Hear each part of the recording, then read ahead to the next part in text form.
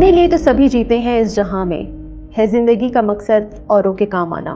HRU के हवाले से अगर मैं आपको बात बताऊं तो ये वो इदारा है जो कि कर रहा है खिदमत खल्क और लोगों के दिलों में जीने की नई उमंग जगा रहा है। सर, जैसे हमें पता है कि 2022 में सैलाब आया और उसके बाद जो ये इदारा बना है, तो इस इदारे का मकसद क्या है? जब 2022 में जो सैलाब आया था, बड़ा तबाहकुन सैलाब था। फिर हुकूमत बलूचिस्तान बल्कि हुकूमत पाकिस्तान ने यह फैसला किया कि जी हम इन सैलाब ज़दगान की मदद करें। पर्पज़ उसका ये था कि जी लोगों को एक तो उनके घर दोबारा बना के दिए जाएं, बल्कि उनको ग्रांट्स दी जाएं जिनसे वो अपना घर खुद बनाएं और उनकी ज़िंदगियों को दोबारा बहाल की जाए। जो हाउसिंग रिकन्स्ट्रक्शन यूनिट है उसका मैं प्रोजेक्ट डायरेक्टर हूँ। कितने आप लोगों ने घर बनाए हैं और उसका क्या इम्पैक्ट आया है? ये क्या अचीवमेंट आप लोगों को हासिल हुई है? अब तक 35,400 कुछ घर हमने शुरू किए। तो जो ये पेमेंट का सिलसिला है जो इन फैमिलीज तक पहुंचती है, उनका क्या सिलसिला है? पैसा उनको दिया जाता है जिसको वापस नहीं लेना और ये मुफ्त है उनके लिए। तो एक किस्म का अगर आप उसको तोहफ़ा समझें तो यह तोहफ़ा भी बनता है, खिदमत समझें तो इसको खिदमत भी कहा जाता है। इसमें तरजीह उन लोगों को दी जाती है जो ज़्यादा ज़रूरतमंद होते हैं। वो ख़वातीन जो अपने घर को हेड करती हैं, ठीक है जी, ख़वातीन इसमें सबसे पहले वो मुस्तफ़ीद होंगी और हो भी रही हैं अल्हम्दुलिल्लाह। अच्छा, उसके अलावा जहाँ पे उनके घरों में कोई वल्नरेबल है, यानी कोई माजूर है या किसी भी हवाले से वल्नरेबल है, जब भी उसको पहली किस्त ट्रांसफ़र हो जाती है तो बैंक उसके मोबाइल फ़ोन पे उसको एक SMS भिजवाता है कि आपकी पहली किस्त आ गई है। बेरोजगारी में इधर किस किस को जो है ना फायदे मिल सकते हैं? तो जो आपके बट्टे हैं वो भी ईंट बनाएंगे, जो आपका ब्लॉक बनाने वाला है वो भी बनाएगा। बलूचिस्तान के जो डिफरेंट डिस्ट्रिक्ट्स है उसमें हालात कुछ अच्छे नहीं जा रहे हैं, कहीं ना कोई इशू है। 2 दफ़ा हमारे लोगों के साथ जो है ये इंसिडेंट्स हुए हैं। अब जैसे भी हालात हों, तो इस मुल्क की अगर आपने और आवाम की खिदमत करनी है तो मेरे ख्याल में इन हालात को सामने रखे आपको कोई रास्ता निकालना पड़ता है। बहुत बड़ा इशू ये भी है कि बहुत सारे लोग ऐसे भी आते हैं पैसे की वजह से या किसी भी वजह से झूठ बोल के कि हमारा घर गिर गया या ऐसा कुछ भी। तो आप लोगों की सिलेक्शन का क्राइटेरिया क्या है? इस प्रोग्राम को शुरू करते हुए एक हमारी बुनियादी जिम्मेदारी ये थी कि हम उनको वैलिडेट करवाएं, क्योंकि लोगों के जिनके कनेक्शंस होते हैं जी, तो उन लिस्टों में अपने नाम डलवा देते हैं और क्या वो डिजर्विंग होते हैं। जो आपसे ये कहे कि जी आप इतने पैसे दें हम आपको घर बनाएंगे, तो वो गलत कह रहा है, वो एक गैर कानूनी काम कर रहा है। और आप मेहरबानी करें इन पैसों को लेके अपने घर को मजबूत से मजबूत बनाएं। अपने लिए तो सभी जीते हैं इस जहां में, है जिंदगी का मकसद औरों के काम आना। इंसान वही बड़ा जिसने ये राज जाना, है जिंदगी का मकसद औरों के काम आना। अस्सलाम वालेकुम। आज के हमारे गेस्ट हैं राशिद रज़ाक, जो कि हैं हाउसिंग रिकंस्ट्रक्शन यूनिट के प्रोजेक्ट डायरेक्टर। HRU के हवाले से अगर मैं आपको बात बताऊं तो ये वो इदारा है जो कि कर रहा है खिदमत खल्क और लोगों के दिलों में जीने की नई उमंग जगा रहा है। तो आज हम राशिद साहब से इस हवाले से बात करेंगे। अस्सलाम वालेकुम। जी वालेकुम अस्सलाम। सर, कैसे हाल है आपके? जी अल्हम्दुलिल्लाह, अल्लाह का बड़ा फज़ल कर। सर, जैसे हमें पता है कि 2022 में सैलाब आया और उसके बाद जो ये इदारा बना है, तो इस इदारे का मकसद क्या है और आप एज अ प्रोजेक्ट डायरेक्टर काम कर रहे हैं, तो आपके अंडर क्या क्या ड्यूटीज़ आती हैं? बिस्मिल्लाहिर्रहमानिर्रहीम। जब 2022 में जो सैलाब आया था, बड़ा तबाहकुन सैलाब था। उसकी हिस्ट्री तो अक्सर लोगों को पता है, मेरे ख्याल उसमें जाने की ज़रूरत नहीं, लेकिन ज़्यादा तबाही जो है वो सिंध और बलूचिस्तान में हुई थी, पाकिस्तान में उस दौरान। तो उस कंटेक्स्ट में देखा जाए तो फिर हुकूमत बलूचिस्तान बल्कि हुकूमत पाकिस्तान ने यह फ़ैसला किया कि जी हम इन सैलाब ज़दगान की मदद करें। आपको पता है शुरू में जो रेस्क्यू और रिलीफ़ का काम होता है वो तो इनिशियल स्टेज में ही हो जाता है, लेकिन चूँकि लोगों को बाद में अपने बसाना भी होता है, उनको उनका कारोबार भी बहाल करना होता है, तो उस कंटेक्स्ट में फिर हुकूमत ने एक प्रोजेक्ट बनाया और उस प्रोजेक्ट का नाम उन्होंने एफ्रेप रखा, यानी इंटीग्रेटेड फ्लड रेजिलियंस और एंड एडाप्टेशन प्रोजेक्ट उसका नाम रखा गया। पर्पज़ उसका ये था कि जी लोगों को एक तो उनके घर दोबारा बना के दिए जाएं, बल्कि उनको ग्रांट्स दी जाएं जिनसे वो अपना घर खुद बनाएं और उनकी ज़िंदगियों को दोबारा बहाल की जाए। तो उसमें मैं ख़ुद जो हाउसिंग रिकन्स्ट्रक्शन यूनिट है उसका मैं प्रोजेक्ट डायरेक्टर हूँ और हमारी ज़िम्मेदारी में ये आता है कि जितने भी घर लोग अपने बनाएं तो उन घरों की बिल्कुल शुरू से यानी उन लोगों की वैलिडेशन से लेकर आखिर में घर बनने तक हम उनके साथ रहें, उनको ग्रांट्स दें, उनकी मॉनिटरिंग करें और उनको समझाएं कि वो किस तरह से रेजिलियंस हाउसिंग अपने लिए बनाएं। तो ये इसका पूरा एम है। इसमें हुकूमत 4 अक़सात देती है लोगों को 4 लाख की सूरत में। उन पैसों को लेके लोग अपना घर बनाते हैं।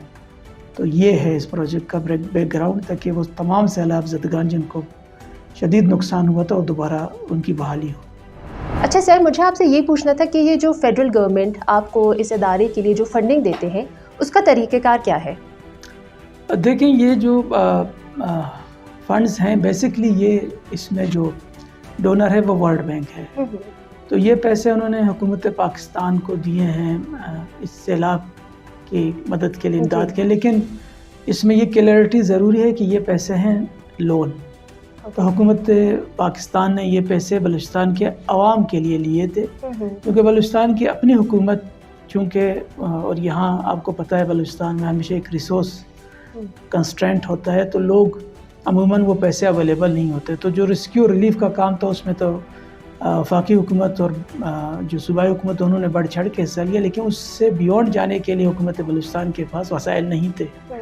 तो फिर ये वसाइल उन्होंने वर्ल्ड बैंक के ताउन से लिए हुकूमत पाकिस्तान ने। और मैं अगर आपको ये बताऊं, यानी बलूचिस्तान के आवाम के लिए एक बहुत बड़ी एक खिदमत है कि हुकूमत पाकिस्तान उनसे पैसे लेके यहाँ पे ग्रांट के तौर पर लोगों में, यानी ये आप यूँ कहें कि ये पैसा उनको दिया जाता है जिसको वापस नहीं लेना, और ये मुफ्त है उनके लिए। तो एक किस्म का अगर आप उसको तोहफ़ा समझे तो यह तोहफ़ा भी बनता है, खिदमत समझे तो इसको खिदमत भी कहा जाता है। तो इसकी फ़ंडिंग वहाँ से आती है। जो हमारी फ़ंडिंग है, इनिशियली हमने 97,000 घर बनाने हैं 2,84,000 में से। जो शुरू में जो पोस्ट डिज़ास्टर नीड असेसमेंट जो सर्वे हुआ था, उस असेसमेंट के बाद हमें एक लिस्ट दी गई थी हुकूमत पाकिस्तान की तरफ से, जिसमें 2,84,000 लोग वो थे जिनके घर मुकम्मल तबाह हुए थे। और उस तबाही के नतीजे में फिर उन्होंने ये फ़ैसला किया कि जिन सब के घर बना के देने। तो जो शुरू की फ़ंडिंग है, इनिशियल फ़ंडिंग है फ़ेज़ 1 की, वो 97,000 घरों के लिए है। तो इंशाल्लाह ये 2-2.5 साल में ये घर बन जाएंगे उनके।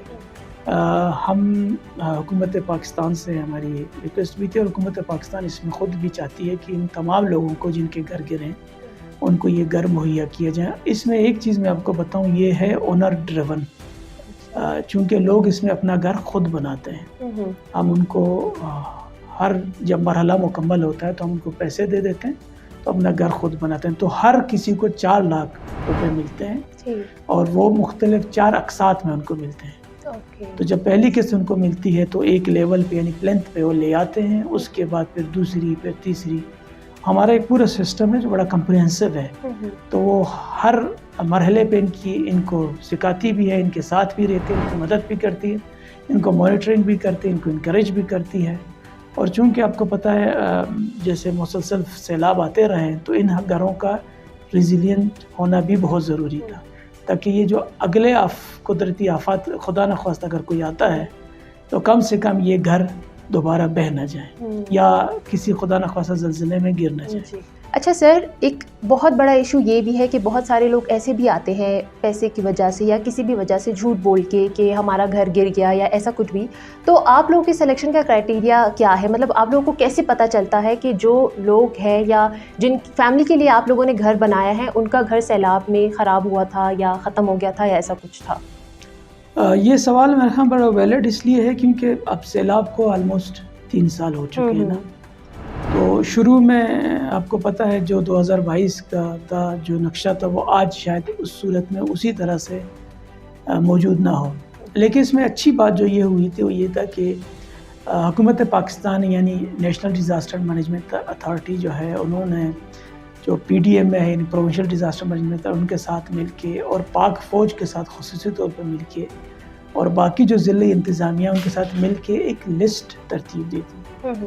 और आपको पता है जब बिल्कुल शुरू में जब आप ये करते हैं, और ये मुझे आपके सवाल के अलावा भी मुझे ये सवाल हमेशा पूछा जाता है कि इसमें इस तरह के लोग अपना क्लेम, और आपको पता है यहाँ पे एक नॉर्मली एक चीज़ मशहूर होती है कि जी चूँकि लोगों के जिनके कनेक्शंस होते हैं जी तो उन लिस्टों में अपने नाम डलवा देते हैं, और क्या वो डिज़र्विंग होते हैं या एक्चुअल उनका नुकसान होता है कि नहीं। तो जो पोस्ट डिज़ास्टर नीड असेसमेंट है उसमें 2,84,312 लोग आइडेंटिफाई हुए थे।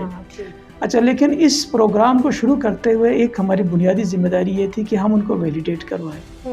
ये हुकूमत पाकिस्तान की भी डिमांड थी, हालांकि उन्होंने ख़ुद करवाया था साथ में, लेकिन वर्ल्ड बैंक की भी डिमांड थी।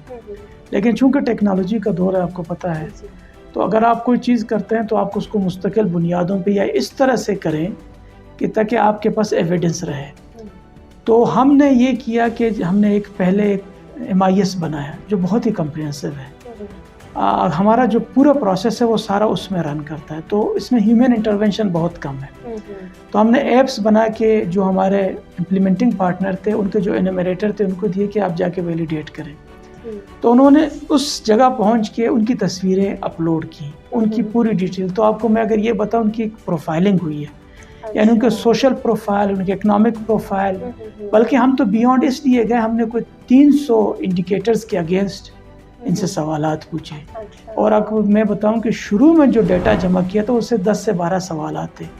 अच्छा, अभी कोई भी ये पूछ सकता है कि इसकी ज़रूरत क्या है। इसकी मुख्तलिफ ज़रूरत ये है कि अगर कल को हुकूमत पाकिस्तान इसी प्रोजेक्ट के ज़रिए या हुकूमत बलूचिस्तान या कोई और डोनर इन लोगों को कोई और इमदाद देना चाहे, जैसे अभी हम घर बना के दे रहे हैं, अगर कोई वॉश की फैसिलिटी आती है जिसमें वाटर एंड सैनिटेशन, जिसमें टॉयलेट लोगों के, ये चीज़ अगर बनाने की या जहाँ पे आपको पानी नहीं साफ़ अवेलेबल, पानी की कोई इंटरवेंशन करनी है, तो वहाँ पे ये पॉसिबिलिटी है कि हम उनको फिर इन्हीं डिटेल्स को निकाल के मज़ीद इंटरवेंशन करें। लेकिन जब ये वहाँ गए तो लोगों ने उनके पिक्चर्स लिए, लेकिन कोई ये सवाल कर सकता है कि जी अब तक तो वो शायद मलबा भी ना हो, लेकिन मुख्तलिफ जगहों पे मलबे थे, मुख्तलिफ जगहों पे नहीं थे। अच्छा, उसमें जहाँ पे हमें डाउट होता है, जहाँ पे मलबा नहीं होता, तो आपको पता है गूगल मैप्स में आपको बड़ी easily you can go back 10-15 साल आप पीछे जा सकते हैं। तो जहाँ मैं, जैसे हम एक गाँव का मैं स्पेसिफिक आपको मिसाल दूँ, एक गाँव में हमारी जब हमने इसको पायलट किया, कोई 107 घर हमने इनिशियली अपनी टीम से खुद करवाया। बाद में हमारे इम्प्लीमेंटिंग पार्टनर हैं तो वो उनकी मदद करते हैं, लेकिन शुरू में अपनी टीमें हमने भिजवाई जो कि हाउसिंग रिकन्स्ट्रक्शन यूनिट की टीमें थी। तो लोगों से मिले, वहाँ एक गांव था, उन्होंने कहा कि जी हमारा गांव था, तो यहाँ पे हमने कहा जी यहाँ पे तो कोई गांव नहीं नज़र आ रहा। तो जब हमने वाकई पीछे किया उसको टाइम में उन मैप्स को, तो हमें पता चला वाकई यहाँ पे तो पूरे का पूरा गाँव था जो कि मुकम्मल तौर पर तबाह हो चुका था। तो उनका जो क्लेम था वो बिल्कुल ठीक था। तो फिर हमने ज़ाहिर उनके साथ ताउन किया, उन्होंने अपने घर बनाए। तो ये इसका प्रोसेस है कि जी इसमें कोई ऐसा नहीं। फिर इसमें फिर जो क्राइटेरिया है जिसमें हम प्रेफरेंस इनको तरजीह देते हैं, तो हुकूमत पाकिस्तान की या जो हमारे जो प्रोजेक्ट की जो स्टीयरिंग कमेटी है, जिसमें हमारे जो फेडरल मिनिस्टर हैं प्लानिंग के एहसन इकबाल साहब, और जो हमारे चीफ मिनिस्टर साहब हैं सरफराज बुगटी साहब, वो इसको को चेयर करते हैं।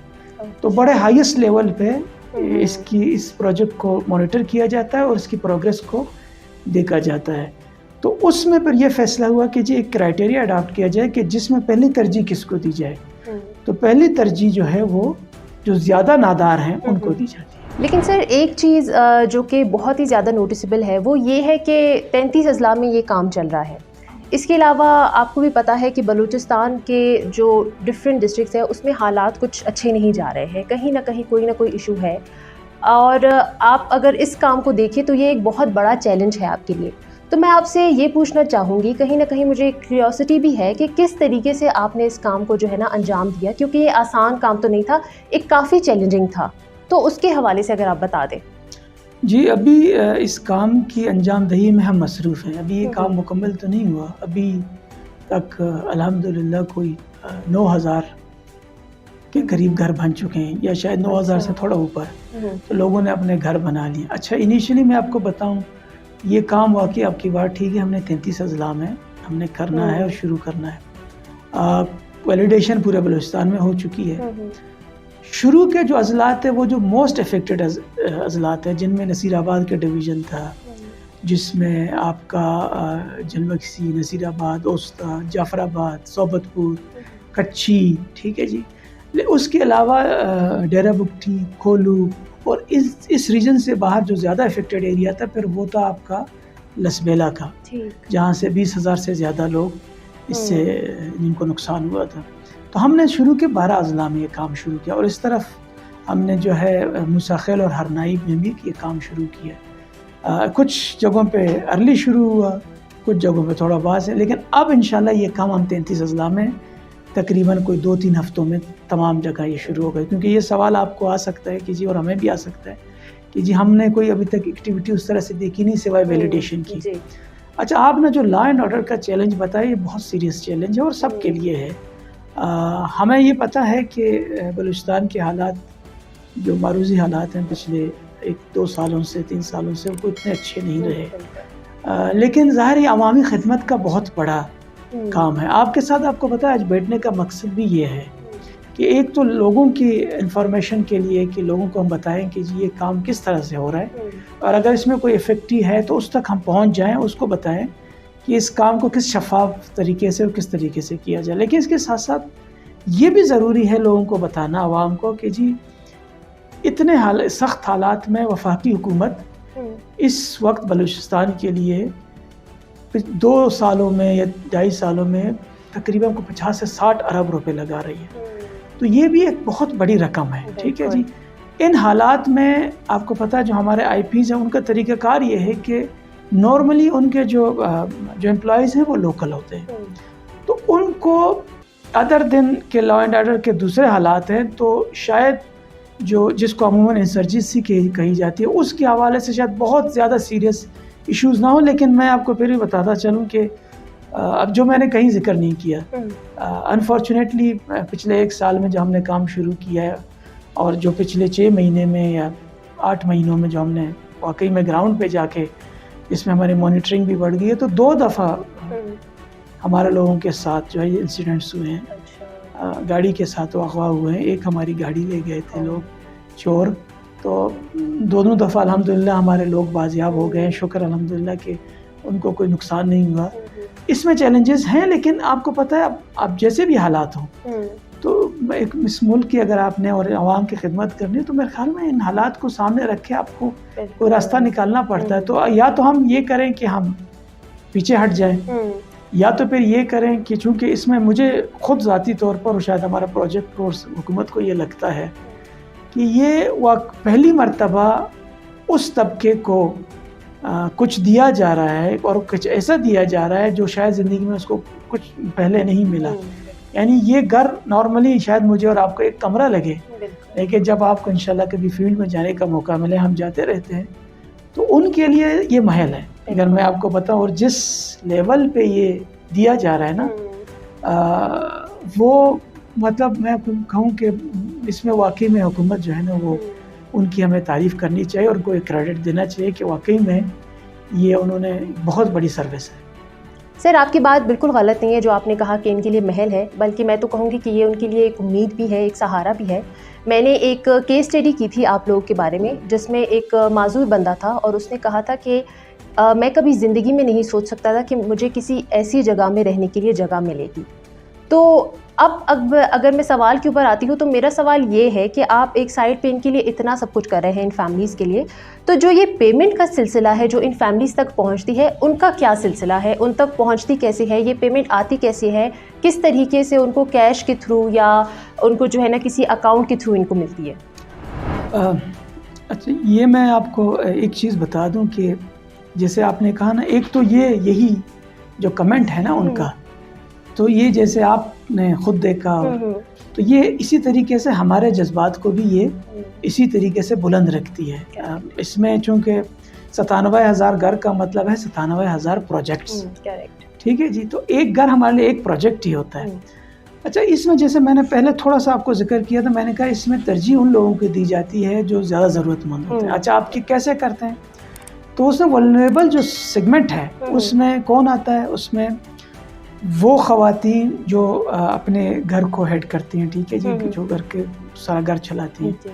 उसके अलावा जो माजूर लोग हैं, अच्छा, उसके अलावा जहाँ पे उनके घरों में कोई वल्नरेबल है, यानी कोई माजूर है या किसी भी हवाले से वल्नरेबल है, या इवन अगर वो लो इनकम ब्रैकेट में आता है, तो वो उन लोगों को यहाँ तरजीह मिलती है। अच्छा, ये मैं आपको बताऊँ, जो ख़वातीन हैं या ख़वातीन से रिलेटेड हैं, तकरीबन कोई 25,000 से ज़्यादा ख़वातीन इसमें सबसे पहले वो मुस्तफ़ीद होंगी और हो भी रही हैं अल्हम्दुलिल्लाह। तो ये इसलिए मैं आपसे कह रहा था कि इसमें, अच्छा जो आपने बात की कि इनको पैसे कैसे मिलते हैं, अच्छा इनका एक सिस्टम है कि हमारे जो पार्टनर बैंक्स हैं, जो हुकूमत या इस मुल्क में जो बैंक हैं स्टेट बैंक के अंडर, उनसे हमने मुख्तलिफ़ किस्म के एग्रीमेंट्स किए हैं। उनसे हमने मतलब सर्विसेज हमारी फ्री में है, वो हमें दे देते हैं। सिर्फ ये था कि जब बेनिफिशरीज़ को हम फाइनल करते हैं, उनकी सिलेक्शन हम करते हैं कि जी अब इसका घर बनना है, तो हम एक नंबर ऑफ़ अकाउंट्स उठाते हैं, से 500, 1000, 2000 अकाउंट किसी बैंक को हम दे देते हैं कि आप अपने इन ब्रांचेज़ में इनके अकाउंट हमें खोल के दे दें। तो वो बल्क अकाउंट ओपनिंग होती है, वो हमें करके दे देते हैं। जब करके देते हैं तो हम अपने इम्प्लीमेंटिंग पार्टनर को बताते हैं कि जी हमने इसका केस अप्रूव कर दिया है, अब आप इसके साथ एंगेज रहें, इनको बताएं, इनको समझाएं कि घर कैसे बनाना है। अच्छा, उस मिस्त्री की, मैसन की भी ट्रेनिंग करें जिसको मिनिमम गाइडलाइंस का पता होना चाहिए, क्योंकि ये घर मैंने आपको पहले बताया, इनको मौसमी हालात को भी और मजबूती, क्योंकि स्ट्रेंथन भी इनको करना है, तो रेजिलियंस को भी देखना है। तो कुछ बेसिक हमने गाइडलाइंस इसमें डालें कि इससे कम में ना हो कि इतने आपने ईंट लगाने हैं, इस तरह की सीमेंट आपने यूज़ करनी है, 2-4 सरिये अगर आपने डालने हैं तो किस तरह से डालने हैं ताकि ये घर 3 फुट उसको आपने ज़मीन से ऊपर करना है, ये सारी चीज़ें उसमें होंगी। अच्छा, ये सारी चीज़ें जब होती हैं तो घर उसका मजबूत रहता है। तो उधर से हम उसके साथ एक एंगेजमेंट शुरू कर देते हैं। यहाँ से हमारा काम क्या होता है कि हम यहाँ से उसको एक SMS बैंक से करवाते हैं। जब भी उसको पहली किस्त ट्रांसफ़र हो जाती है तो बैंक उसके मोबाइल फ़ोन पे उसको एक SMS भिजवाता है कि आपकी पहली किस्त आ गई है। लेकिन ज़ाहिर है एक ही दिन में एक अकाउंट से, एक ही ब्रांच से आप सारे पहली किस्त नहीं निकाल सकते। तो उधर जो हमारी IP होती है वो क्या करती है, पर स्ट्रीमलाइन करती है कि आज हम 100 बंदों को बुला लेते हैं, अगले दिन फिर 100 को। तो एक सिस्टम हमारा बना होता है, इसमें 3-4 पार्टनर्स हैं, हम ऊपर से मॉनिटर करते हैं, फिर बैंक हमारा पार्टनर है, फिर हमारी IP जो इम्प्लीमेंटिंग पार्टनर है वो जो सर्विसेज दे रही है वो, प्लस लोग हैं, और ये 3-4 लोगों का वो बन जाता है। तो उनको डायरेक्टली हम यहाँ से उनके, ये हम इम्प्लीमेंटिंग पार्टनर को पैसे नहीं देते। अच्छा, पैसे सिर्फ और सिर्फ बेनिफिशियरी के बैंक अकाउंट में जाते हैं। तो उसको एक्टिवेट भी वो बेनिफिशियरी जब जाती है या जाता है तो बायोमेट्रिक करवाता है। उस बायोमेट्रिक के बाद वो पैसे, उसकी मर्जी है बायोमेट्रिक के थ्रू निकाल ले, उसकी मर्जी है चेकबुक पे निकाल ले, उसकी मर्जी है कि वो किसी और तरीके से निकाल। लेकिन ये सिर्फ और सिर्फ हमारा बेनिफिशियरी अगर बैंक ब्रांच में जाएगा तो उसको पैसे मिलेंगे, वरना ये पैसे नहीं मिलेंगे। और ये पैसे पूरे के पूरे उसको मिल जाते हैं बेनिफिशियरी को, जो अपने पैसे लेके जाके बाज़ार से अपना सामान ख़रीदती है, जिस क्वालिटी का सामान हमने उसको बताया हुआ है। यहाँ पे भी हम उसको फोर्स नहीं करते कि आप वेंडर A या वेंडर B या फलाने से ख़रीदें, क्योंकि हम चाहते हैं कि इसमें शफाफियत का अंसर बाकी रहे। और उसके अलावा फिर हम इंश्योर करते हैं कि जब वो घर बनाए उसको कोई और तकलीफ़ ना हो और घर हमारे ही मिनिमम गाइडलाइंस के मुताबिक बनाए। सर, आपने अभी इम्प्लीमेंटिंग पार्टनर्स की बात की है, तो अगर आप उनका नाम भी बता दें हमें। जी, हमारे असल में हमने बलूचिस्तान को जो 33 अज़ला है उनको जियोग्राफिकली अपनी टर्मिनोलॉजी में हमने 10 लॉट्स में तकसीम किया है। अच्छा। उन 10 लॉट्स में हमारे 6 पार्टनर ऑर्गेनाइजेशंस हैं, ठीक है जी। उनमें से इस्लामिक रिलीफ है जो कि इंटरनेशनल एंटिटी भी है और पाकिस्तान में भी रजिस्टर्ड है। उनके साथ जो नेशनल रूरल सपोर्ट यानी NRSP है वो हमारा एक पार्टनर है। उनके अलावा हमारा BRSP एक पार्टनर है, बलूचिस्तान रूरल सपोर्ट प्रोग्राम है। उनके अलावा जी तामीर खल्क फाउंडेशन, वो पाकिस्तान की एक अच्छी ऑर्गेनाइजेशन है, तो वो है। तरक्की फाउंडेशन जो कि लोकली पहले कई सालों से 20-30 सालों से वो लोग काम कर रहे हैं। और उनके अलावा एक यूथ ऑर्गेनाइजेशन है जिनके पास एक लॉट है। तो ये 6 ऑर्गेनाइजेशंस ऐसी हैं जो हमारे इम्प्लीमेंटिंग पार्टनर हैं। रोल इनका क्या है जी? उनका रोल ये है कि वो हमसे सुन के यही चीज़ जाके आवाम के साथ बैठ के उनके साथ उनको समझाते हैं। उनका काम सिर्फ फैसिलिटेशन है और मॉनिटरिंग है, और तीसरा कोई काम नहीं है। और वो जब भी जो भी माइलस्टोन, यानी उनके इंजीनियर्स जाते हैं उनके साथ, उनके लेआउट उनसे करवाते हैं, उनके साथ जो सोशल मोबिलाइजेशन वाला काम होता है वो यही करते हैं। तो ये सारे काम हम अपने इम्प्लीमेंटिंग पार्टनर के थ्रू करवाते हैं। अच्छा, फिर हमारा उसमें ये है कि हम उनको मॉनिटर करते हैं। और मॉनिटरिंग एंटिटीज फिर बहुत ज़्यादा है। हमने एक ऐसा लेयर रखा है कि हमसे भी बाहर 3-4 एंटिटीज ऐसी हैं जो इंडिपेंडेंट हैं।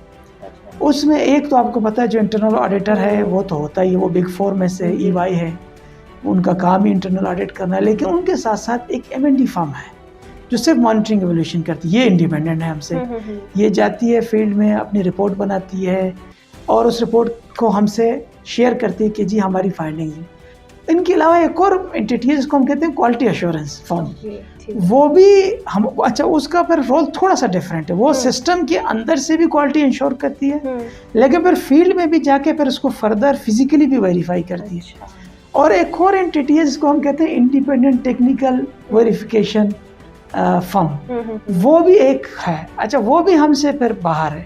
उनका काम क्या है? उनका काम भी यही है कि वो जाके फील्ड में एक सर्टेन परसेंटेज उठा लेते हैं और क्वालिटी ऑफ कंस्ट्रक्शन को चेक करके हमें बताते हैं कि जी यहाँ जो हमने दी है, अच्छा वो फाइंडिंग पर हमें अपनी फाइंडिंग मंथली दे देते हैं। उसकी बेसिस पे जो है फिर हम अपनी कोर्स करेक्शन करते हैं। कोर्स करेक्शन अपने से मतलब ये है पॉलिसी लेवल पे तो मुझे नहीं पता कि ज़्यादा हमें कोई चेंजेस करनी पड़ती हैं, लेकिन अगर जो पॉलिसी हमने सेट की है और जो डिज़ाइन सेट किए हैं उनके मुताबिक अगर कुछ चीज़ नहीं हो रही है, कुछ हमारी लर्निंग ऑफ कोर्स नई आ रही हैं, जिसमें जो हमारा MIS है, जैसे मैंने आपको कहा, जो हमारा सॉफ्टवेयर है वो इतना कम्प्रिहेंसिव है कि वो हर चीज़ को खुद कैप्चर करती है, उसको कोई छेड़ नहीं सकता। जितनी आपको जितना अलाउड है उतनी आप अपलोड कर सकते हैं। जो हमारा ऐप है ना, आप जब जाते हैं किसी घर पे तो वहाँ आपको पिक्चर लेना पड़ता है जिसके साथ उसकी जियो कोऑर्डिनेट्स ऑटोमेटिकली आ जाते हैं, तो आप उसको फेक नहीं कर सकते। यहाँ बैठ के AI के थ्रू या किसी और के थ्रू आप फेक नहीं। अलबत्ता कुछ लोग इस तरह की कोशिश नहीं कर सकते हैं कि एक घर के सामने दूसरे बेनिफिशियरी को ला के, अगर वो एक ही, आपको पता है इतनी एक्यूरेसी तो हमारे मोबाइल्स में है नहीं ना कि आपको एग्जैक्ट GIS कोऑर्डिनेट्स दें। लेकिन फिर उसमें होता ये है कि हम वहाँ ये कोशिश करते हैं कि जो हमारे इंजीनियर्स हैं जो डेस्क रिव्यू भी करते हैं और जो फील्ड रिव्यू करते हैं, ये जो 3-4 एंटिटीज प्लस जो हाउसिंग रिकंस्ट्रक्शन यूनिट की अपनी टीम है, तो ये 4-5 एंटिटीज एक ही वक्त में जो फील्ड में होती है, उसका जाहिर है ऑफ कोर्स बाज़ औक़ात कुछ लोगों को जिनके इरादे इतने अच्छे नहीं होते, उनको अच्छा नहीं लगता हमारा फील्ड में मौजूद होना, तो हमें तंग करने की कोशिश ज़रूर करेंगे किसी भी हवाले से। लेकिन हमारी कोशिश ये होती है कि इसको मुकम्मल शफाफ रखा जाए। और उसके साथ आपको पता है इसमें हमने कंप्लेंट के पूरा सिस्टम दिया हुआ, जिस पे अगर आप सवाल पूछेंगे तो मैं ज़रूर आपको उसका पूरा बता दूँगा। जी बिल्कुल सर, हम सब यही जानना चाहते हैं, आप बिल्कुल बताएं कंप्लेंट के बारे में। जी, हमारा एक ग्रीवेंस रिड्रेसल मैकेनिज़्म है। उसका तरीका ये है कि हमारे काम के हवाले से या इम्प्लीमेंटिंग पार्टनर के काम के हवाले या बैंक्स के हवाले से या किसी भी लेवल से, किसी भी हवाले से, किसी भी बेनिफिशियरी को, जो हमारा बेनिफिशियरी अगर उसको कोई शिकायत होती है या कोई ऐसा जो अभी तक हमारा बेनिफिशियरी नहीं है लेकिन उसका क्लेम है, तो वो उसके थ्रू जमा कर सकते हैं। अच्छा, जो इस तरह के क्लेम्स थे एक्सक्लूजन के, जिन्होंने कहा कि जी पिछले सर्वे में शायद वो मौजूद नहीं थे या किसी वजह से उस वक्त उनका सर्वे सही मानों में नहीं हो सका, उनसे राब्ता नहीं हो सका, इस तरह के तकरीबन 65,000 लोगों ने हमारे पास क्लेम्स जमा किए। लेकिन इसके लिए फिर अगस्त का जो महीना था वो हमने कैप कर दिया था कि जी इसके बाद नहीं लेंगे। हमने बाकायदा अखबारों में इश्तिहार दिया, तो एक्सक्लूजन के केसेस हमने कैप कर दिए हैं। अब इसमें हुकूमत फैसला करेगी कि इनकी मजीद वैलिडेशन होगी नहीं होगी। लेकिन जो ग्रीवेंस के हवाले से, और उसमें कोई ऐसा बंदा नहीं है जिसके आप ग्रीवेंस नहीं कर सकते प्रोजेक्ट के हवाले से, चाहे वो हाउसिंग रिकंस्ट्रक्शन यूनिट का अपना स्टाफ हो, और उसके लिए हमने बाकायदा एक मैकेनिज्म बनाया है। उसकी हर हफ्ते जो है उस ग्रीवेंस पे, अगर वो ग्रीवेंस कोई इस तरह का सीरियस लेवल में नेचर का हो, जिसमें मिसाल के तौर पर कोई फाइनेंशियल फ्रॉड का हमारे सामने केस आता है, लोग कहते हैं कि जी फलाना शख्स हमसे ये डिमांड कर रहे हैं मुझे 5,000 दें तो मैं आपके केस दूंगा, या किसी बैंक में हमें तंग किया जा रहा है, या किसी और जगह कोई भी इस तरह की सिचुएशन होती है, तो वो फिर हम उसको रिकॉर्ड करते हैं, उसको बाकायदा हम फॉलो अप करते हैं। तो वो पूरे का पूरा सिस्टम, अच्छा वो उसकी रिकॉर्डिंग और रिपोर्टिंग वो फिर हमने एक और इंडिपेंडेंट एंटिटी को दी है, जिसको हमने एक कॉल सेंटर जो खुद रिकॉर्डिंग करती है और उसकी रिकॉर्ड, लेकिन रेजोल्यूशन फिर उसके पास नहीं है। रेजोल्यूशन के लिए फिर हमने एक नया पूरे का पूरा फुल फ्लेज स्ट्रक्चर कायम किया, जिसमें लेवल्स को देखा जाता है कि किसके अगेंस्ट ये शिकायत है और किस नेचर की शिकायत है। मसलन एक शिकायत ये आ सकती है, जी मैंने पहली किस्त मिली, दूसरी किस्त अभी तक आई नहीं। आपको पता है ये पैसे हैं कभी हुकूमत के, कभी सिस्टम्स में आगे पीछे डिले हो जाता है, तो फिर हमको कहते हैं नहीं आप तसल्ली रखें, आपको 4 की 4 किस्तें मिलेंगी। या कुछ ऐसे होते हैं जिनको ये शिकायत होती है, वो कहते हैं जी जो इंजीनियर आता है वो हमें कहते हैं नहीं आप ये डिज़ाइन को फॉलो ना करें, आप यूँ करें। या मिसाल के तौर पर आपको कोई मॉनिटर आता है जो हमारे सोशल नॉर्म्स को सही फॉलो नहीं करता, तो हम किसी भी नेचर का, आप यूँ समझो मेरे लिए भी कोई एक्सक्लूजन नहीं है, अगर कोई मेरे अगेंस्ट भी शिकायत करता है तो वो कर सकता है, जिसका अपना एक लेवल फिक्स है कि किसकी शिकायत को कौन सुनेगा और किस तरह से उसको देखा जाएगा, उस मामले को छानबीन के बाद फैसला किया जाएगा इसमें क्या एक्शन लेना, और आखिर में और बाकायदा उस बेनिफिशरी को, शिकायत करंदा को हम बताते हैं कि आपकी शिकायत पे ये फैसला है। बिल्कुल सर, और मुझे नहीं लगता इतनी ट्रांसपेरेंसी के बाद जो है ना किसी को कोई इशू आ सकती है, और इन केस अगर 1-2 ऐसे सीन हो भी जाते हैं तो आप वहाँ पे मौजूद है, आपकी पूरी टीम वहाँ मौजूद है। अच्छा, एक और इशू जो मुझे सबसे बड़ा लगता है बलूचिस्तान के हवाले से भी मैं कहूँगी कि बेरोज़गारी बहुत है। आपने इस प्रोजेक्ट के बारे में हमें बताया है, तो कहीं ना कहीं इसमें ये सवाल आता है कि बेरोज़गारी में इधर किस किस को जो है ना फ़ायदे मिल सकते हैं, किस किस को इस प्रोजेक्ट के थ्रू रोज़गार मिल सकता है? अच्छा, मैं आपको इसमें ना, क्योंकि आपने जस्ट क्विकली मैं आपको ये बताऊं, जैसे आपने कहा ना कि जी देखिए जो हमारा मुआशरा है ना, बल्कि किसी कोई भी मुआशरा हो, उसमें आप अपने विजिलेंस लेवल जो है ना उसको कभी लो नहीं कर सकते। तो मैं इसको till the completion of the project, जो 3 साल 4 साल का अरसा है, उस वक्त तक मेरे ख्याल में हम we can not lower our guard, तो हमें गार्ड पे रहना पड़ेगा। और ये मैं आपको बताऊं, ये आप यूँ समझें हमारा रोज़ का ये एक सिलसिला है जिसमें हम हर चीज़ को मॉनिटर करते हैं। तो इसमें शायद मैं ख़ुद ज़ाती तौर पे तो इस खुशफहमी में ना हूँ कि जी चूँकि सिस्टम हमने बना दिया तो उस पर लोग उसको वायलेट करने की कोशिश नहीं करेंगे, बिल्कुल करेंगे, लेकिन उसके लिए बेस्ट तरीका यही है कि आप बड़े रिस्पॉन्सिव होने चाहिए। अगर आपके पास कोई शिकायत आती है तो आपका रिस्पॉन्स देखा जाता है। वो मैंने अपनी टीम के लिए और अपने लिए ये स्टैंडर्ड मुकर्रर रखा है कि जी हमें हर हाल में उसको देखना पड़ेगा। हम किसी चीज़ को we can not push it under the carpet, उसको नहीं डाल सकते। We have to be very vigilant. उसमें हमें बिल्कुल जहनी तौर पर हर हवाले से तैयार रहना पड़ेगा। दूसरी जो आपने सबसे इम्पोर्टेंट जो सवाल पूछा, जो इस प्रोजेक्ट में हमेशा पूछा जाता है कि जी इसके क्या आउटकम्स हो सकते हैं या इसका इमीडिएट और लॉन्ग टर्म इफेक्ट क्या हो सकता है। अच्छा, इमीडिएट इफेक्ट तो आपको ये पता है कि जब आप 60 बिलियन रुपीस इस प्रोजेक्ट के थ्रू 2-2.5 साल में लगा रहे हैं। अब मैं इसको इस सेंस में आपको बताता हूँ। देखें, पिछले साल अगर बलूचिस्तान गवर्नमेंट का PSDP लें ना, तो वो 300 अरब का था। तो अगर आप इसके पैसे निकाल लें तो तकरीबन 6 से 7% PSDP का गवर्नमेंट ऑफ पाकिस्तान एक प्रोजेक्ट के ज़रिए हमारी PSDP का 6 से 7% सिर्फ एनुअली वो इन्वेस्ट कर रही है, यानी डायरेक्टली वो इन्वेस्ट कर रही है। अच्छा, इसका इम्पैक्ट देखें, जब पैसा जहाँ लगता है तो आपको पता है तो ऑटोमेटिकली आप इकोनॉमी में पैसे लग रहे हैं। कैसे लग रहे हैं? देखिए, इसमें जो ईंट है वो कहाँ से ख़रीदा जाएगा? लोकली किसी वेंडर से। तो जो आपके बट्टे हैं वो भी ईंट बनाएंगे, जो आपका ब्लॉक बनाने वाला है वो भी बनाएगा, जो आपके ट्रांसपोर्टेशन इनके लिए यूज़ होगी वो सारी यूज़ होगी। ठीक है जी, जो यानी इसमें तमाम लेवल के लोग, यानी मज़दूर से लेकर, यानी जो सेठ है, यानी जो सरिया बेचता है, जो सीमेंट बेचता है, वो सब और पूरे का पूरा सिस्टम आपका इससे मुस्तफ़ीद होगा। तो एक बहुत बड़ी इन्वेस्टमेंट है, मैं आपको बताऊं। बल्कि अगर आप यूँ कहें कि आई वुड से कि अगर इकोनॉमिकली आप इसको देखें तो ये शायद एक बहुत अच्छा मोटिवेटर है लोग चीज़ों को मोबिलाइज़ करने के लिए और चीज़ों को एक इकोनॉमिक ग्रोथ की तरफ ले जाने के लिए। इसमें लेकिन 4-5 बहुत बड़े बड़े ऑब्जेक्टिव्स हैं। एक, कितना रोज़गार इससे आएगा। तो अगर आप इसमें देखें तकरीबन कोई 15.5 मिलियन, यानी इसको मैं ये यूँ कहूँ कि तकरीबन कोई 1.5 करोड़ से ज़्यादा। ठीक है जी, 1.5 करोड़ से ज़्यादा पर पर्सन्स पर डे इसमें एम्प्लॉयमेंट जनरेट होगी। थोड़ा सा टेक्निकल टर्म है लेकिन मैं इसको आसान कर देता हूँ। आसान ये है कि अगर आप इसको कन्वर्ट करें, अगर किसी बंदे को आप 1 साल के लिए रोज़गार पे रखें तो कितने रोज़गार ये जनरेट करेगी। जो सालाना यानी आपके पास पूरा महीना काम करे और पूरा साल काम करे तो तकरीबन कोई 55 से 58 हज़ार के दरमियान। अच्छा, ये कोई क्वेश्चन कर सकता है कि जी आपने कहाँ से, ये कैलकुलेशन बेसिकली जो स्टैंडर्ड होते हैं ILO के जिन्होंने सिंध में स्टडी की थी, तो उस पर बेस करके हमने ये कैलकुलेशंस निकाली। तो कोई तकरीबन कोई 56, 57, 58 हज़ार रोज़गार सालाना, यानी ये साल अगर एक रखें तो 58 हज़ार रोज़गार जो लोग पूरा साल काम करें इसमें क्रिएट होंगी। अच्छा, वो डायरेक्ट और इनडायरेक्ट दोनों का इम्पैक्ट है, ठीक है जी। और तकरीबन लोकल इकोनॉमी में 40 अरब रुपए लगेगा। 40 बिलियन आउट ऑफ 60 बिलियन, 40 अरब रुपए तो डायरेक्टली लोकल इकोनॉमी में इन्वेस्ट होगा।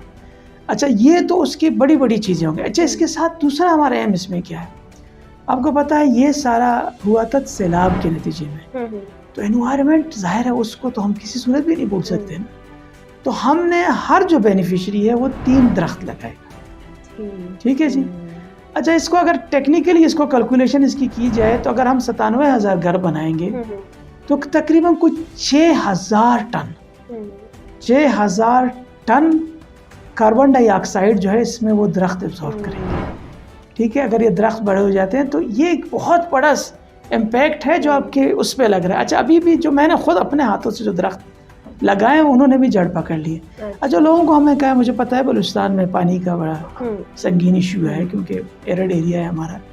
हमने उनको कहा है कि जैसे भी हो इस दरख्त को आप अपने साथी समझना है, इसको भी आप बाहर का ना समझें, तो they are taking care of. इसमें मैं खुसूसी तौर पर ये हुकूमत बलूचिस्तान में जो फॉरेस्ट डिपार्टमेंट का उसका भी बड़ा शुक्रगुजार हूँ कि उन्होंने हमें हज़ारों दरख्त दिए फ्री ऑफ कॉस्ट, जो जाहिर है गवर्नमेंट ऑफ पाकिस्तान और गवर्नमेंट ऑफ बलूचिस्तान का इनिशिएटिव है कि दरख्त लगाने का, तो लोग लगा रहे हैं, उसमें बढ़ चढ़ के असर है। अच्छा, एक तीसरी बात इसमें आपको बताऊं कि इसमें वुमेन एम्पावरमेंट, जो हमारे जो अंडर सर्व्ड कम्युनिटीज़ है ना, जो बिल्कुल पिछड़े हुए जो हमारे सब कम्युनिटीज़ है, उनके जिन पे ऊपर अमूमन कोई पैसा हम डायरेक्ट नहीं लगाते, उससे ये मुस्तफ़ीद होंगे। और खुसूसन इसमें जो एम्पावरमेंट है वेमेन का वो बहुत बड़ा है।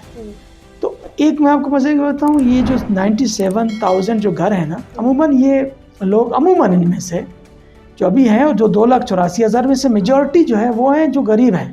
मेजॉरिटी चूँकि कच्चे मकानात गरीबों के होते हैं तो ज़्यादातर उनके घर इफेक्ट होते हैं, पक्के मकानात वाले रेयरली गिरते हैं, तो उनको नुकसान होता है। कमज़ोर घर होते हैं, गिर जाते हैं बेचारे, फिर 2-3 साल लगा के कुछ न कुछ गारा वारा करके फिर उसको उस लेवल पे लेके फिर गिर जाते हैं। अनफॉर्चुनेट है, लेकिन ये उनको डायरेक्ट इमदाद है। तो उसका फ़ायदा क्या है कि ये अमूमन रोज़गार पे जाते हैं ये लोग, ये बेचारे डेली का इनका काम होता है, तो इनकी ख़वातीन के घरों पे होती है, वो बेचारे खुद इस काम में। अच्छा, एक तो प्रोजेक्ट मैनेजमेंट भी वो करती हैं, यानी आपको मैं बताऊं, इनमें से अक्सर जो लोग हैं, मोर देन 95% लोग, उन्होंने पहले कभी बैंक में अकाउंट नहीं खोला। तो फाइनेंशियल इंक्लूजन भी साथ में हो रही है, जो कि हुकूमत पाकिस्तान का एक और ऑब्जेक्टिव है कि लोगों को फाइनेंशियली सिस्टम का पार्ट बनाया जाए। तो फाइनेंशियल उन्होंने कभी बैंक्स नहीं देखे, यानी आप अंदाज़ा करें, लोग आते थे बैंक के सामने चप्पल उतार के बैंक के अंदर जाते, उनको पता भी नहीं था कि किस तरह से अकाउंट क्या चीज़ होती है, ये क्या। अच्छा, उनमें से अक्सर लोगों ने कभी 1 लाख रुपए एक साथ नहीं देखे थे। ये अक्सर हैंड टू माउथ वाले, आज कमाओ, आज दिन की दिहाड़ी लो और आज ये ख़त्म करो। अक्सर जो है फिर बेचारे ये जो फार्म वर्कर्स है ना, अक्सर इनमें से बहुत बड़ी तादाद इनकी भी है, और इनमें से आपको बताऊं बहुत सारे लोगों को इसकी वजह से उनकी घरों की मिल्कियत नहीं मिलेगी, ठीक है जी। क्योंकि हमने एक इसमें ये एक शर्त रखी थी कि जी अब तक जो लैंड ओनर है, या तो आप खुद लैंड ओनर होने चाहिए जी, या फिर आपको जो लैंड ओनर है, अगर आप टेनेंट हैं, वो लिख के देगा कि जी मैं इसको यहाँ एविक्शन नहीं करूँगा इतने सालों तक। मिनिमम 10 साल हमने रखे हैं, लेकिन बहुत सारे लोगों ने तो अपने घर भी दिए हैं इसमें कि जी चलें ये, क्योंकि इनमें से ऐसे लोग भी हैं जो बहुत सालों से कदीमी तौर पर इनके बसगर हैं या इनके लैंड पे फार्मर्स हैं, तो काम करते हैं, वो कहते हैं नहीं ये तो कहीं नहीं जाएगा, तो वो उनके लिए एसेट के लिए क्रिएट हो रहा है। तो तीसरा एक ये हो गया, ठीक है जी, रोज़गार भी हो गया, एनवायरनमेंट भी हो गया। तो एक मतलब इसमें आप यूँ समझें कि आपकी 4-5 बहुत बड़ी बड़ी चीज़ें हो रही हैं।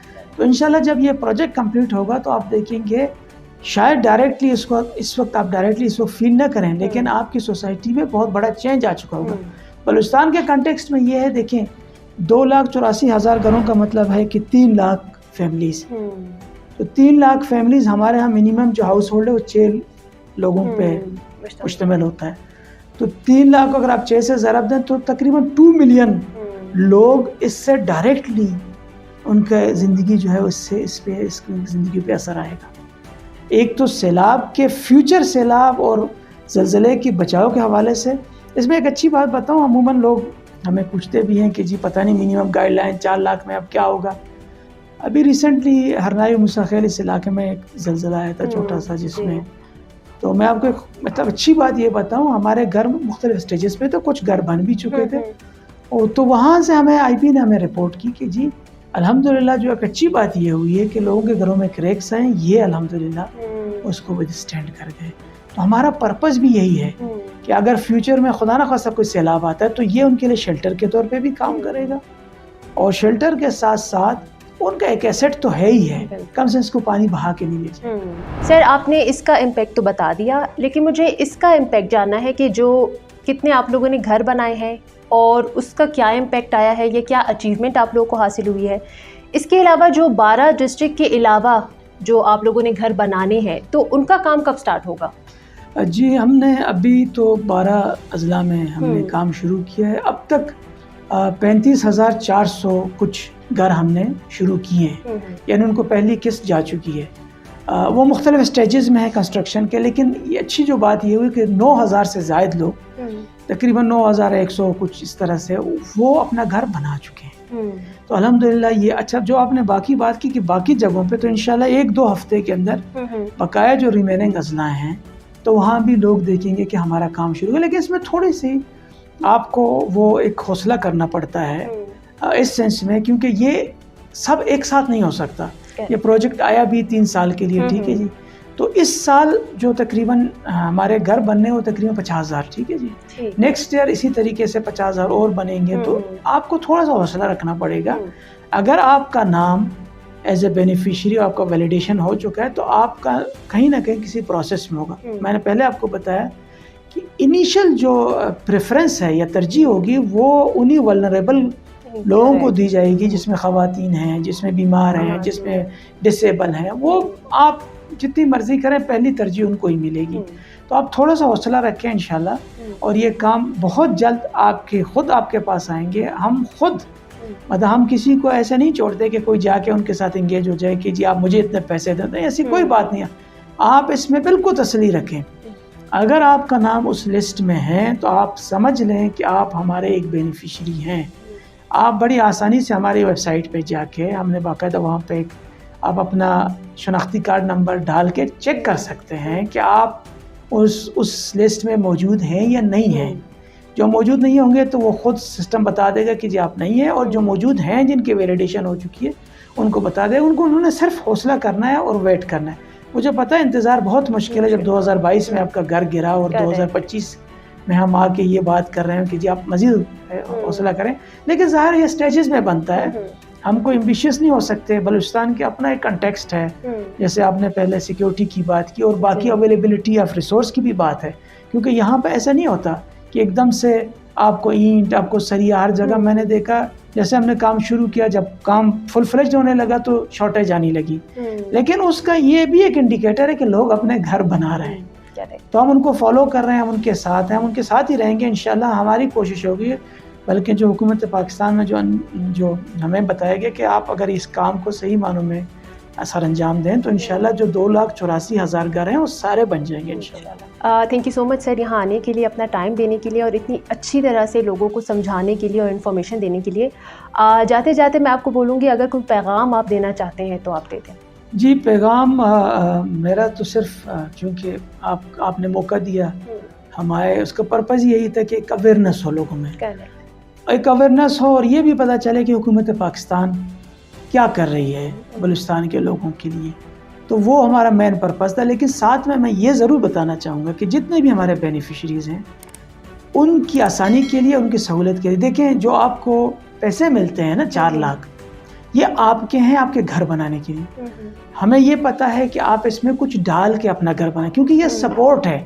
ये उस घर की शायद कॉस्ट ना हो। कोई 4,50,000 में बना रहा है, कोई 4,60,000 में बना है, कोई 4,70,000 में बना रहा है, कोई 4,10,000 में बना रहा है।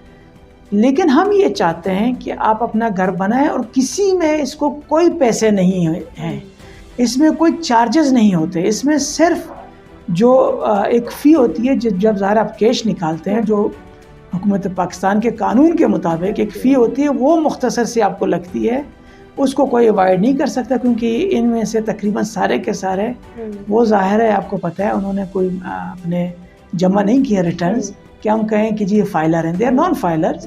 तो ज़ाहिर गरीब लोग हैं, उन्होंने तो फाइलिंग तो शायद इनकी पता नहीं होती भी नहीं होती, तो इस वजह से उनको टैक्स पड़ता है। उसके अलावा जो भी आपको ये कहे, मेरी आपसे सिर्फ ये गुजारिश है कि जो भी हो, चाहे वो इम्प्लीमेंटिंग पार्टनर के लोग हैं, चाहे हमारे लोग हैं, चाहे आपका कोई मोतबर इलाके का कोई भी हो, जो आपसे ये कहे कि जी आप इतने पैसे दें हम आपको घर बनाएंगे, तो वो गलत कह रहा है, वो एक गैर कानूनी काम कर रहा है। और आप मेहरबानी करें इन पैसों को लेके अपने घर को मजबूत से मजबूत बनाएं। इसमें जो इंजीनियर भी आपको ये कहने की कोशिश करे कि जी आप इसमें एक सरिया ना डालें, मुझे 5,000 दें, नहीं, आप उसको 5,000 ना दें, अपना सरिया उस 5,000 के लेके अपने घर में डालें, उसको मजबूत करें, जो आपके लिए और आपके आने वाली नस्लों के लिए वो एक एसेट है, उसको सही बनाएं। तो इसमें कोई फीस नहीं है। जो आपको ये कहता है आप मेहरबानी करें, जो हमारे GRM का सिस्टम है उसमें इमीडिएटली हमें रिपोर्ट करें, ताकि हम ज़िला इंतज़ामिया के ज़रिए और बकाया के ज़रिए, हुकूमत के ज़रिए उनके ख़िलाफ़ सख्त से सख्त कानूनी कार्रवाई करें। Thank you so much sir आपका, and thank you so much the viewers. मिलते हैं अगले पॉडकास्ट में, तब तक के लिए अल्लाह हाफ़िज़।